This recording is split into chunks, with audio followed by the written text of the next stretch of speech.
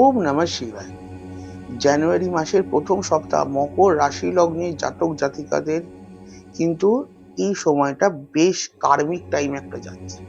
কার্মিক time বলতে কি, যেখানে যে সময় আপনাকে পুরো জীবনের স্টিয়ারিংটাই ওপরওয়ালার ওপরে ছেড়ে দিতে লাগবে।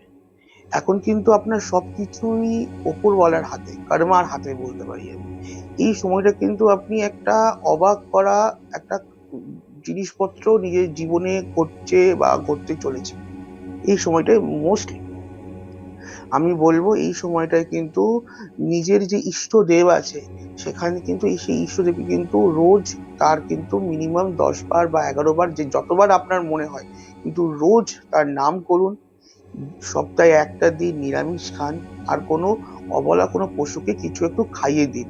তাহলে কিন্তু কার্মার টাইমটা, যে কার্মিক টাইম কাটাচ্ছেন, সেটা কিন্তু আর একটু ভালোভাবে সুন্দরভাবে কাটাতে পারবেন। আর যারা চাকরি বাকরি করছেন, যারা ফরেন রিলেটেড ব্যবসা করছেন, তাদের জন্য কিন্তু এই সময়টা কিন্তু একটা ভাঙা বা গড়ার বিশাল বড় সময় দিয়ে যাবে তারা।